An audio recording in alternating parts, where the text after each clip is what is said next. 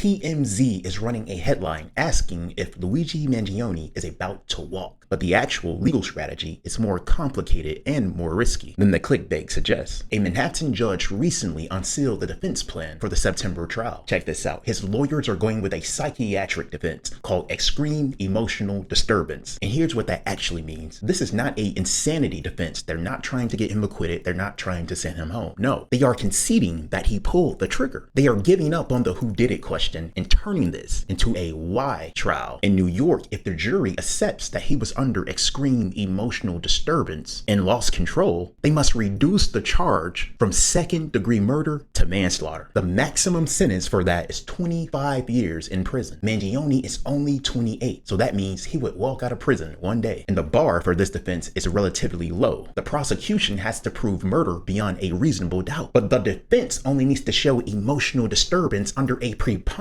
of evidence, just 51% more likely than not. Now, this strategy allows his team to put the healthcare industry on trial. They plan to use his notebooks to argue years of denied claims and corporate greed pushed him to the breaking point. It sounds like a smart play, but it's actually a high-stakes gamble because Mangione is trapped in what I call the two-trial matrix. He faces a state trial in New York in September and a separate, very serious trial afterwards. His lawyers fought hard to keep this sealed, but why? Because extreme emotional disturbance is a New York state defense. It does not exist in federal court. If he stands up in state court and admits he did it under extreme emotional distress, he's handing the federal prosecutors a detailed confession that they can use against him. The federal government is charging him with serious crimes, including interstate stalking resulting in death and firearm enhancement charges that still carry the possibility of life in prison. So look past the headlines. He might succeed reducing the state murder charge to manslaughter, but the feds are waiting with a much heavier hammer.